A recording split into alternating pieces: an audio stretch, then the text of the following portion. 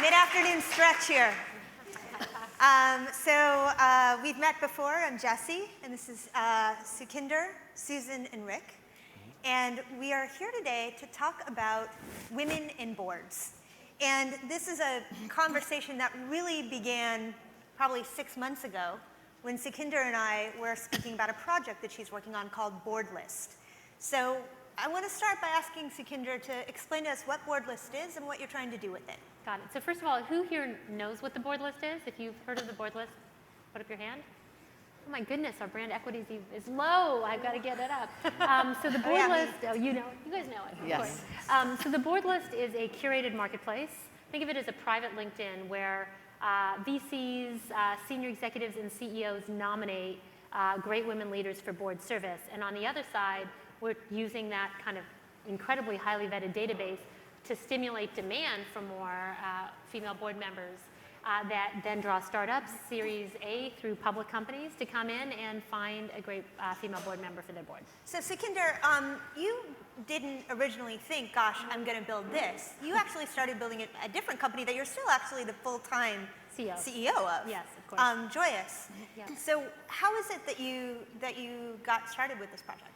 Well, Susan can take a lot of credit for like spurring me on in those early days. But look, I think many of you can appreciate this. I think I had a lot of frustration on the narrative on women in tech.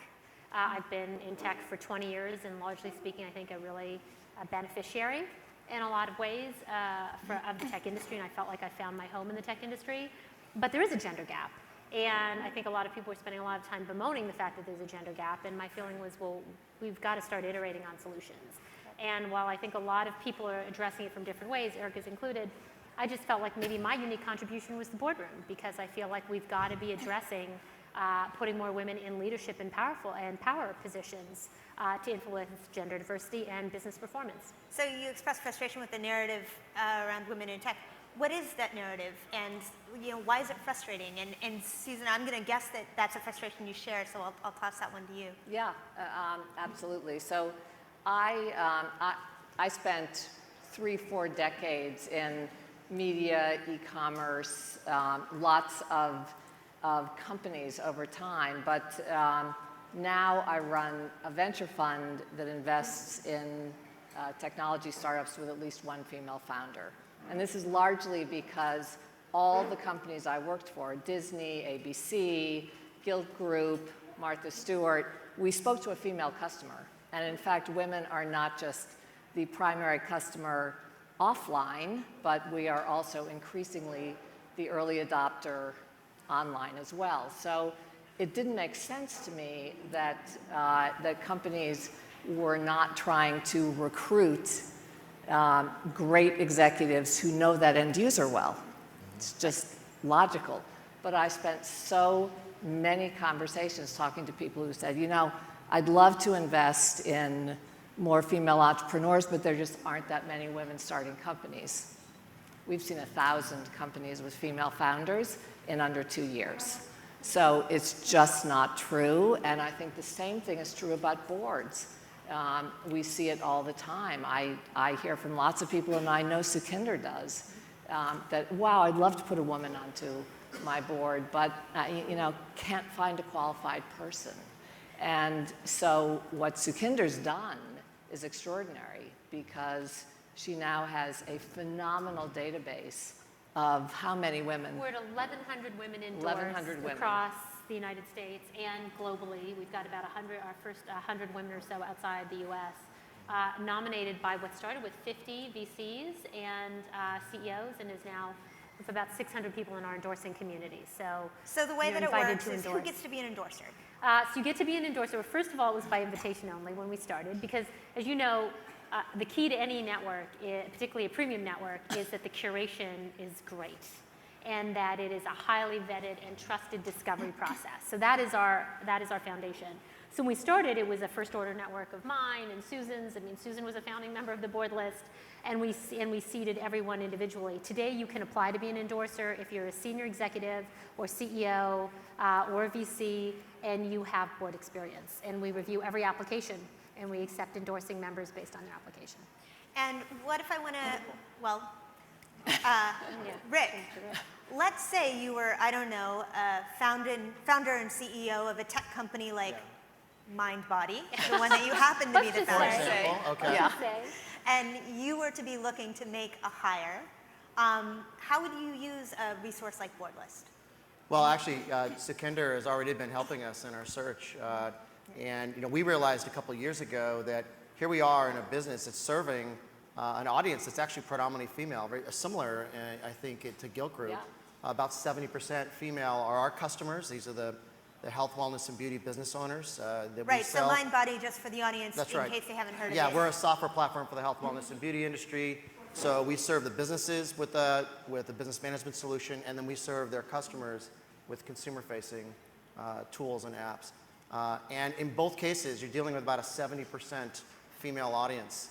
And we had developed a number of really capable women leaders in the organization, but we had no women representatives on the board. So really proud today that now we have Blair Christie, the former chief marketing officer at Cisco, and Gail Goodman, the founder and CEO of Constant Contact. And Gail has just joined you in Just April. joined our board, Yeah. and it's phenomenal to have that kind of operating experience and mentorship for, we now have 3 female executives, and to have access to those 2 women who have been pioneers in executive leadership is really great for them. So our heads of marketing, sales, and customer service, all 3 are women. So I think it's remarkable that you've managed to do that, but what I want to talk about is the hard part of it, because from all that I read, that's not an easy process. Finding people, finding the right people, the people that are going to help you move your business forward. How'd you do it? Well, I think we first, focused on the qualities we needed. And we wanted someone, we said, well, we knew we wanted somebody with a very capable, large-scale marketing expertise to help us envision Mindbody getting from a $100 million company to a $1 billion company. And we also knew that we wanted an entrepreneurial CEO. Been there, done that, been through all the school of hard knocks of getting a company up to scale. And then we said, and we'd like them both to be female, if at all possible. And I think through Sukhinder's help, through other social networks that we have, we're able to find them. It really wasn't that hard. It was just a matter of making that commitment and daring to make that a criteria.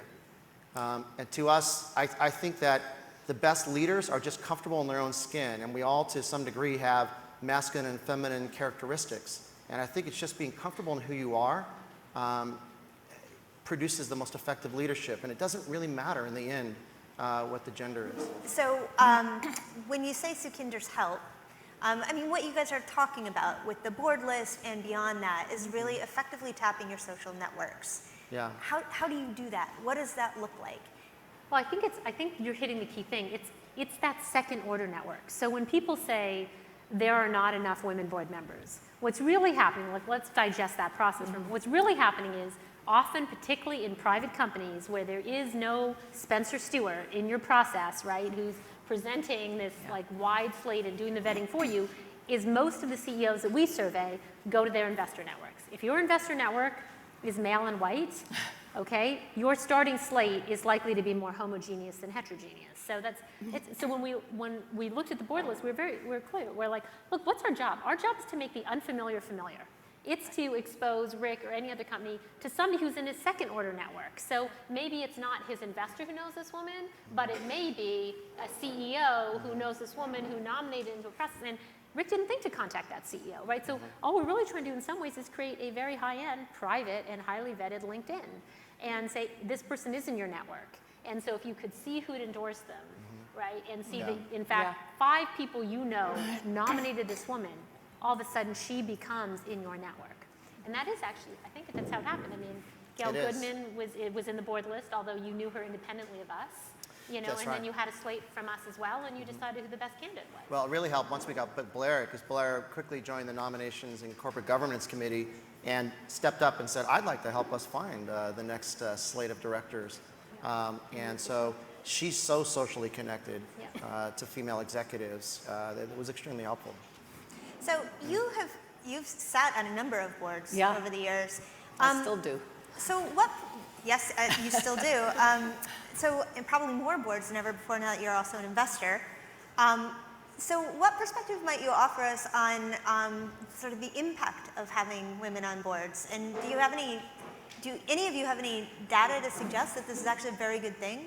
Oh, all the data suggests that, and it's so interesting. This is one of the reasons why I think that a lot of CEOs, a lot of public companies are coming around to the fact that they need to put females onto their boards, because every piece of research that has ever been done says that more diverse boards, and certainly boards with more women on them, end up with higher performing companies. And it is not just that you have happier people working at those companies, the results are better, the stock is higher. So, you know, there's a very strong reason, and it's logical, right? Because if you have a room full of people who think alike and who've got similar backgrounds, you tend to not get the best decisions, because you don't have really vibrant conversations about whether to go this way or that way. But if you've got people who are looking at things in different ways, you're going to get to a better conclusion ultimately. So we're talking a lot about how companies find women to be on boards, but how do we help women who are promising candidates to understand that they're promising candidates and to understand that they're qualified? Yeah. I would say it's in some ways it's easy and it's harder than you think, and I think it may share something in common with what Susan sees when she interviews female founders. I mean, Susan and I once did this conversation, which I thought was really interesting, about a company I referred to her for investment that she didn't end up investing in. I said, why not? She said, you know, Sukhinder, hopefully I can share it. Yeah. She said, women pitch businesses and men pitch unicorns. Okay, on day one, women pitch businesses, men pitch unicorns. The probability of success, by the way, my friends, is completely the same on day one. Totally. And quite frankly, I see the same thing in boards. I can't tell you how many women, so as the board list started, now it's a lot bigger, right? I used to reach out to every woman who had a board opportunity come in. Somebody come in, look at the board list, who was qualified, and ask to speak to somebody. And I wanted to make sure they had a good experience. So I'd pick up the phone and call them and say, do you know that company XYZ would like to talk to you about a board? Do you want to talk to them about it? And a number of times I heard women say, I'd love to, but I wasn't sure I was qualified. I'm like, my friend, you're qualified. If you are a senior executive who has seen scale, who understands how to deal with the volatility of kind of situations, who has seen large and small scale problems, you know, you list out the types of things that boards look for, you are qualified. So how do people know they're qualified? Let me just suggest, if you're a woman and you think you're qualified, you're likely qualified. If you're a man and you think you're qualified, you may be qualified. You should go check your resume again and find out. I'm sorry, that's a very trite thing to say. But by the time women are asking themselves a question, they're likely qualified. I mean, 9 times out of 10. But it is, of course, about whether or not you can add value. The litmus test is, can you add value to a sitting CEO? And do you know how to influence, right? And do you, in the case of early stage boards, need to know how to deal with different types of situations and uncertainty, right? And then do you have the right functional or industry expertise that are in demand? Because boards are looking for certain functional industry expertise or specialists often. Yeah, and I would say that you know, most women think, well, I don't know enough about finance, or I don't know enough about X, Y, or Z. When in fact, what you really need to have is something that you are extremely good at that you can bring to the table.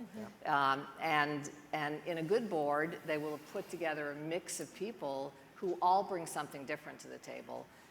So you can both learn, and it's one of the great things about being on a board. Every time I am on a board, I learn a lot, because watching people having to go through different kinds of decision making than I do at my companies is extraordinarily valuable.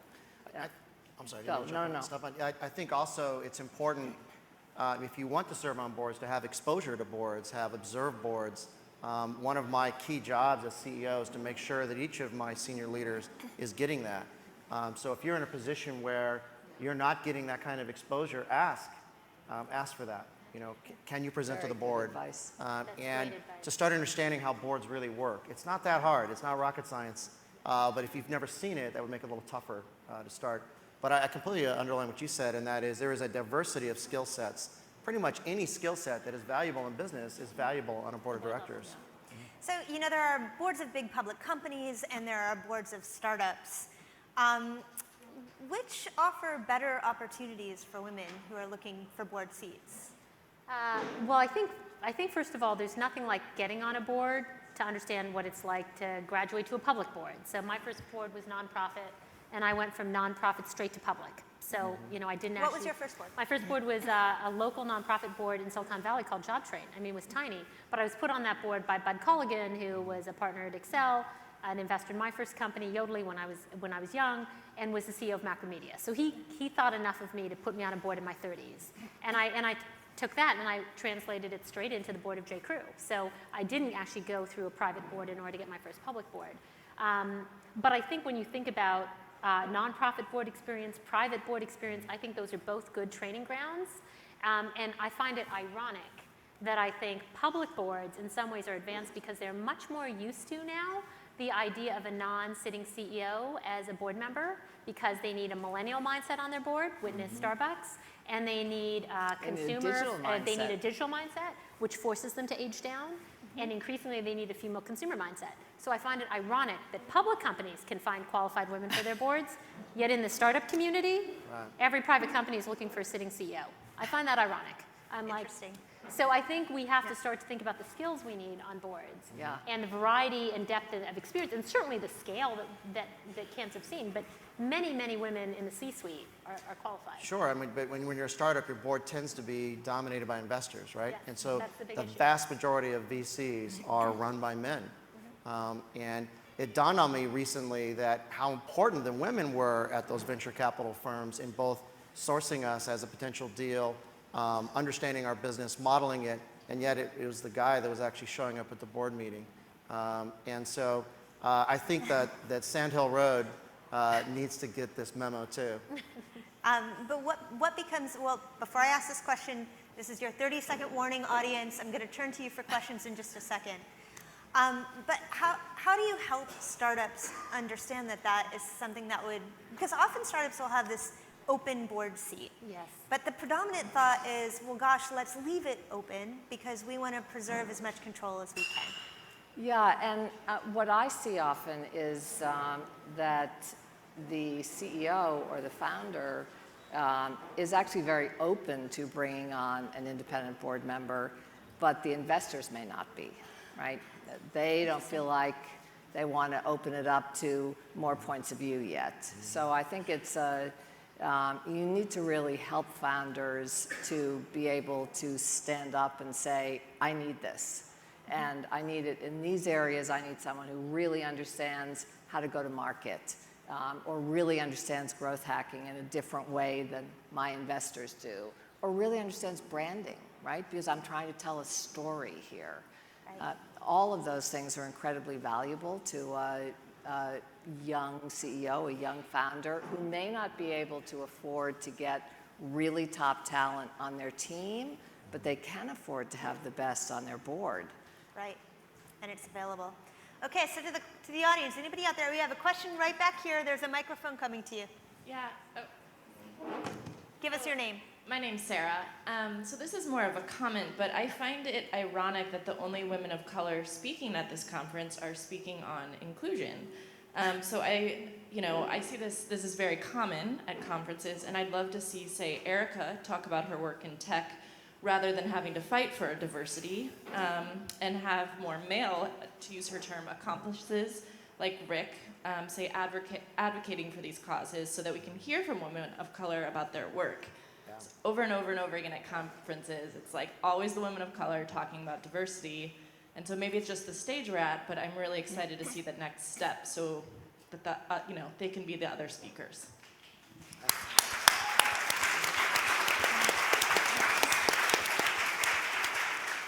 Sarah, that's a great comment. Thank you. Any other questions out there? So here's a question. I'll come back to that in a second. But here's a question, guys, that I'm curious about. We've all been in tech for a while. Susan, you've now been in tech for 8 years by my watch. Have you seen a change on this topic in those 8 years? Yes. I've seen a change mostly in the fact that it's on the agenda now. I mean, and you're absolutely right. I I no longer go on to inclusion panels. This, I think, is very different because what Sukhinder's done is to actually build a platform that is a new business, in fact, that is also addressing this issue. But if I go back 5 years or 6 years, nobody wanted to even talk about it. It was not, nobody believed it was important, and what you heard over and over again was essentially well, we don't want to lower our standards to bring on somebody who might not be the top tech person in their class, right? It was outrageous. So the fact that it is now something people talk about, even though there has not been massive change, I think that the change takes time. But as long as you have this being talked about, people being embarrassed when they say something now that would have been accepted 5 years ago, that's all to the good. But it's going to take more years for there to be a real impact. I think Slack is a great example, by the way, of a company that is doing it differently and is incredibly successful. I was just reading a statistic, and check me on this. I think it's only 1 in 5 S&P 500 have a female board director. Does that sound right? That's actually, I think that's a private stat. So I think in the Fortune 100, it's almost 100% penetration, and I think it goes down the bigger. But as a whole, I think the Fortune 500 is better than tech, which is in private tech, it's 1 in 5. Yeah, this was S&P 500, I think. Maybe that's it. But it dawned on me, of the companies that don't have women on the board, I wonder how many of them will still be in the S&P 500 5 years from now, because clearly the more innovative companies are leaning forward on this. I think in terms of just finishing up on whether anything's changed, I agree with Susan that it's on the agenda. I actually will say, when we look at the data, we do see some acceleration in terms of the number of tech women, joining boards. Like even if we look at the board list data, we've directly placed 3 on the board list women. We have 30 placements in the last 9 months. Wow. And we believe we've directly placed 3. We've influenced probably another dozen processes, including ones like Mindbody, where Rick used our database. He also had his own relationship with Gail Goodman, even though she was also at the board list. So we've been an influencer. So I think we're seeing an acceleration, which I think is positive. And I just want to go back to the point. I'm all for, I want to offer a slightly different perspective. I'm all for not having people of color be the only people talk about inclusion. But I'll tell you, my personal reflection is slightly different, which is for the first 17 years of my career, I never talked about inclusion, right? My entire reputation in the Valley was built on being a great biz dev person, and then a great entrepreneur, and then a great executive at Google, and I never stepped out on this issue. And 15 months ago, I said, why am I keeping my mouth shut? This drives me crazy. So you're right, actually, as a proportion over my career, for the first 18 years, I never sat on a panel about inclusion. And for the last 12 months, it's probably 60% of the panels I sit on. But what I've come to realize is, if it moves the ball forward, I no longer need to prove I'm a great executive. I built my entire reputation on that. If I now need to prove that I'm a woman leader who cares about this issue, and I'm going to use every ounce of my influence to move the ball forward, I'm good with it. So thank you, but I'm good talking about it. On that note, well, we got one question that I'm going to make time for, so go for it. We got a microphone coming to you. Hi. So as a founder who is really in the very, very early stages, can you give some advice as far as building this board? I mean, obviously I don't want to have 3 women, 2 men, and I know I'm not going to have complete control over this.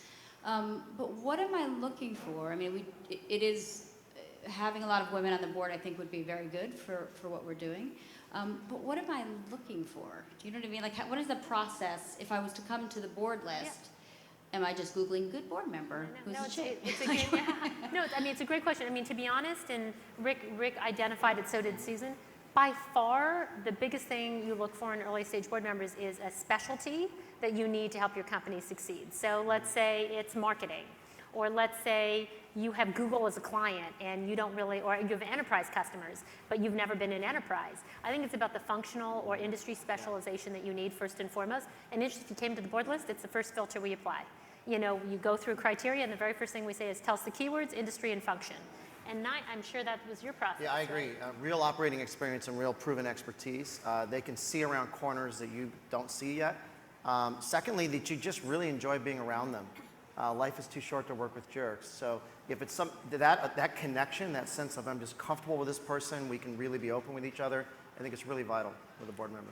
And with that, we should all remember that the board list is a great place to visit, whether you're putting people on a board or whether you're interested in being on a board. And also, Rick's hiring, so you'll be around this afternoon. Or making nominations, right? Yeah, exactly. Or whether you For want to sure. nominate someone. Okay. Thank you, you guys. Thank you. Thank you.